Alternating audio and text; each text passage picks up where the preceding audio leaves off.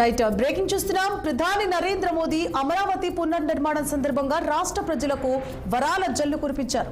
గతంలో ఏపీ తెలంగాణకు railway budget కేవలం 900 కోట్ల రూపాయలుగా ఉండేదని, ఇప్పుడు ఏపీకే ఏకంగా 9000 కోట్ల రైల్వే నిధులు ఇచ్చామని మోదీ చెప్పుకొచ్చారు. రైల్వే నిధుల వల్ల తీర్థయాత్రలు, టూరిజం అభివృద్ధి జరిగే ఛాన్స్ ఉంటుందని ఆయన అన్నారు. రైల్వే ప్రాజెక్ట్స్ వల్ల రాష్ట్రాల మధ్య అనుసంధానం పెరుగుతుందని మోదీ అభిప్రాయపడ్డారు. ఏపీలో కనెక్టివిటీకి కొత్త అధ్యాయం మొదలవుతోందని ఆయన అన్నారు. ఇక అమరావతి అభివృద్ధితో ఏపీ దిశ మారుతోందని మోదీ చెప్పుకొచ్చారు. ఏపీ రైల్వేకు గతంతో పోల్చి చూస్తే ప్రస్తుతం 10 రెట్లు అధికంగా నిధులిస్తున్నామని చెప్పుకొచ్చారు ప్రధాని మోదీ. అమరావతి రాజధాని పునః ప్రారంభోత్సవం జరిగిన రోజు చరిత్రలో శాశ్వతంగా నిలిచిపోయే రోజని ఆంధ్రప్రదేశ్ ముఖ్యమంత్రి చంద్రబాబు నాయుడు అన్నారు.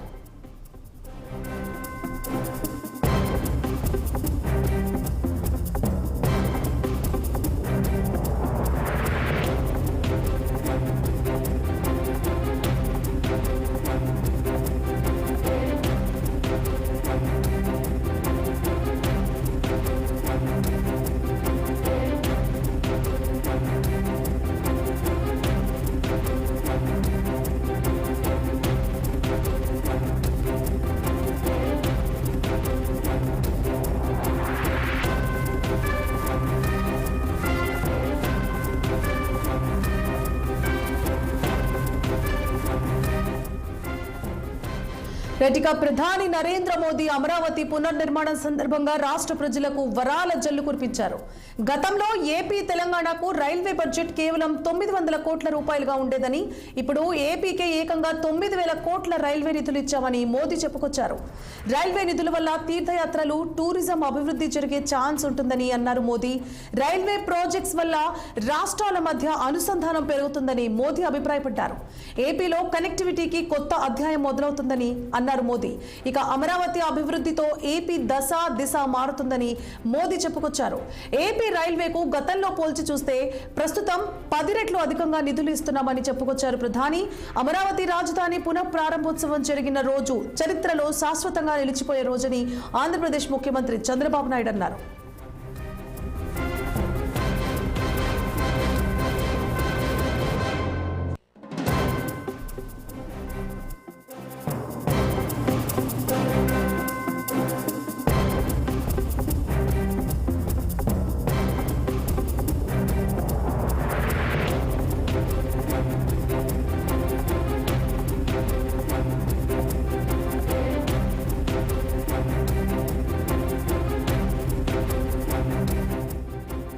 రైట్గా ప్రధాని నరేంద్ర మోదీ అమరావతి పునర్నిర్మాణం సందర్భంగా రాష్ట్ర ప్రజలకు వరాల జల్లు కురిపించారు.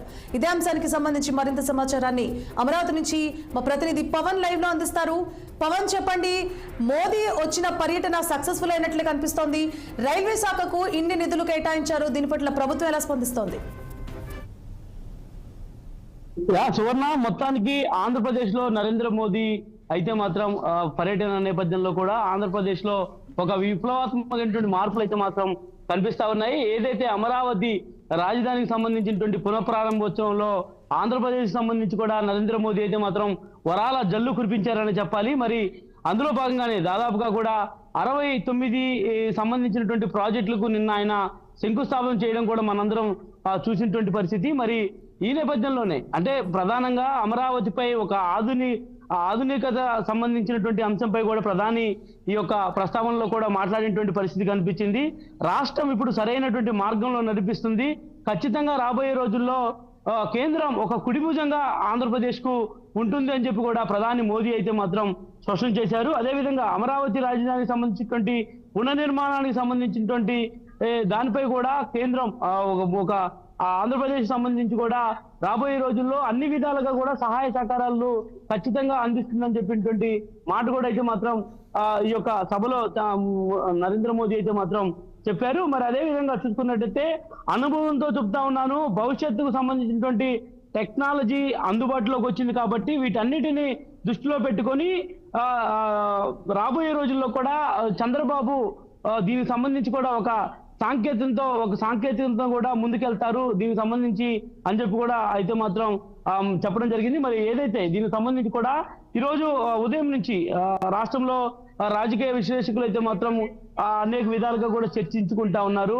అంటే ప్రధానమంత్రి పర్యటన నేపథ్యంలో కూడా మోడీ చేసినటువంటి వ్యాఖ్యలు ఆంధ్రప్రదేశ్ రాష్ట్రానికి సంబంధించి కొంత కీలకంగా కూడా మారిపోతా ఉన్నాయి. ఎందుకంటే తెలంగాణ కన్నా కూడా ఆంధ్రప్రదేశ్ కి ఎక్కువ మొత్తంలో కూడా నిధులని కేటాయించడం జరిగిందని చెప్పి కూడా ప్రధాని మోదీ చెప్పారు. అదేవిధంగా చూసుకున్నట్టయితే గతంలో అమరావతి రాజధానికి సంబంధించినటువంటి పనులను కూడా తనే ప్రారంభించాను, తిరిగి మరలా ఈ రోజు ఈ యొక్క పునఃప్రారంభోత్సవానికి కూడా తననే ఆహ్వానించారు. కాబట్టి వీటన్నిటిని దృష్టిలో పెట్టుకొని కూడా రాబోయే 3 ఏళ్లలో చంద్రబాబు ఏదైతే అమరావతి రాజధానిని పూర్తి చేసి తిరిగి మరలా ప్రధాని మంత్రిని పిలుస్తానని చెప్పినటువంటి ఆ ప్రసంగంలో చెప్పినటువంటి మాట ఏదైతే ఉందో దీనికి సంబంధించి కూడా మోదీ ఆ ప్రసంగంలో ఆయా సంబంధించినటువంటి మాటను కూడా మాట్లాడారు.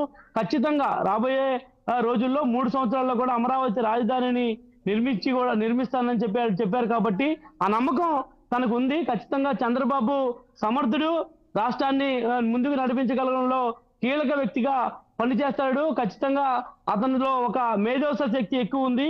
ఖచ్చితంగా టెక్నాలజీని తనకు పరిచయం చేసింది కూడా చంద్రబాబే అని చెప్పి కూడా ఈ సభలో ప్రధానమంత్రి అయితే మాత్రం మాట్లాడడం కూడా జరిగింది. కాబట్టి మరి వీటన్నిటికి సంబంధించి కూడా ఇటు ఆంధ్రప్రదేశ్ లో రాజధాని అభివృద్ధి కాకుండా ఇటు విశాఖ స్టీల్ ప్లాంట్ సంబంధించినటువంటి అంశం కానీ, మరి అదేవిధంగా చూసుకున్నట్టయితే పోలవరం అంశం కానీ, పోలవరం ఖచ్చితంగా వచ్చే ఏడాది నాటికి పూర్తి చేస్తాం.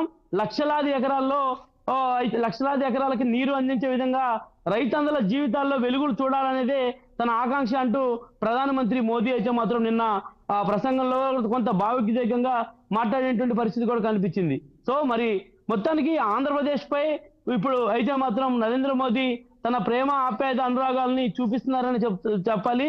ఎందుకంటే దాదాపుగా కూడా ఇటు రాజధాని అంశానికి ప్రస్తుతం రాష్ట్రంలో నడుస్తున్నటువంటి ప్రక్రియ ఏదైతే కూటమి ప్రభుత్వం ఎన్డీఏ కూటమి ప్రభుత్వం ప్రస్తుతం అధికారంలో ఉంది.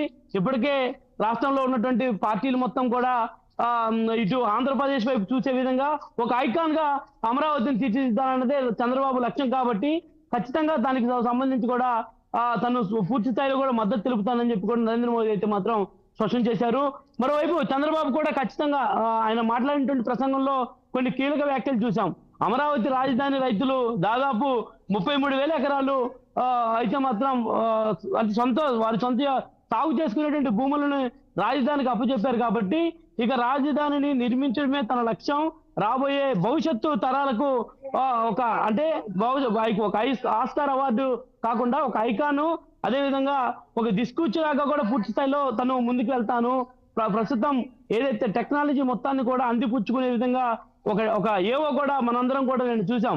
ఒక ఏవో కూడా ఇందులో ఓపెన్ చేసి వేసినటువంటి పరిస్థితి కూడా చూసాం.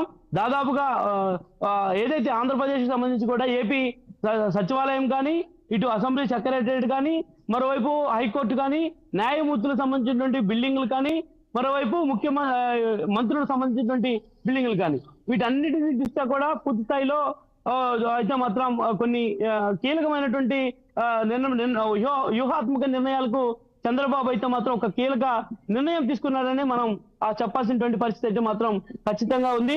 ఏదేమైనా ఆంధ్రప్రదేశ్ రాష్ట్రంలో ఇక రాబోయే రోజుల్లో ఇక పూర్తి స్థాయిలో కూడా అభివృద్ధి ముందుకు వెళ్తుంది అనేటువంటి సంకేతానికి ఊపిరిపోసే విధంగా ప్రధాని మోదీ కూడా సపోర్ట్ చేయడం, మరి సపోర్ట్ చేసినటువంటి నేపథ్యంలో పవన్ కళ్యాణ్ ఏదైతే ప్రస్తుతం డిప్యూటీ సీఎం గా పవన్ కళ్యాణ్ ఉన్నారు కాబట్టి, ఎన్డీఏలో ఖచ్చితంగా ఉన్నారు కాబట్టి, రాబోయే రోజుల్లో పవన్ కళ్యాణ్ ఒక అంటే ముందు జాగ్రత్త దృష్టితో కూడా తను అమరావతి రాజధానిని నిర్మించే వ్యక్తి చంద్రబాబు అని చెప్పి కూడా స్వయంగా పవన్ కళ్యాణ్ నిన్న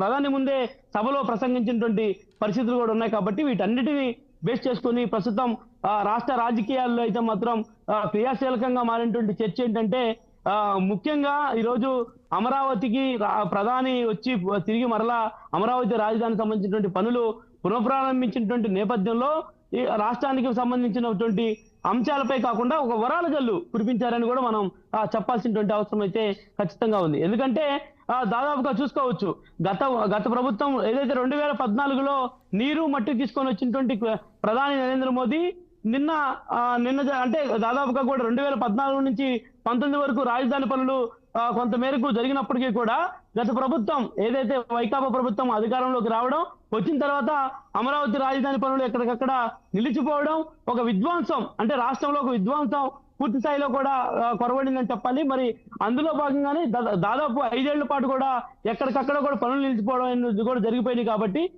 తిరిగి మరలా 2024లో అధికారంలోకి వచ్చినటువంటి ఎన్డీఏ కూటమి ప్రభుత్వం ఇచ్చినటువంటి మాట ఏదైతే ఉందో దానికి కట్టుబడే నిన్న ఈ యొక్క అమరావతి రాజధానికి సంబంధించినటువంటి శంకుస్థాపన పనులు పునఃప్రారంభించారని కూడా స్పష్టంగా తెలుస్తా ఉంది. ఏదేమైనా రాష్ట్రంలో ప్రధానమంత్రి మోదీ ఇచ్చినటువంటి హామీలు ఏవైతే ఉన్నాయో వీటన్నిటిని బేస్ చేసుకొని రాబోయే రోజుల్లో ఆంధ్రప్రదేశ్ ఒక నెంబర్ 1 స్థానంలో ఉంటుందని చెప్పి కూడా ఖచ్చితంగా మనం చెప్పాల్సినటువంటి అవసరం అయితే ఉంది. మరి దీనికి సంబంధించి ఇప్పటికే డిప్యూటీ సీఎం పవన్ కళ్యాణ్ కానీ, ఇటు రాష్ట్ర మంత్రివర్గం కానీ, అదేవిధంగా రాష్ట్ర అధినేత ముఖ్యమంత్రి చంద్రబాబు కూడా కొన్ని సమాలోచనలు చేస్తూ ముందుకు వెళ్ళాల్సినటువంటి అవసరం అయితే ఖచ్చితంగా కనిపిస్తా ఉంది. Suvarna, thank you for the updates Pawan.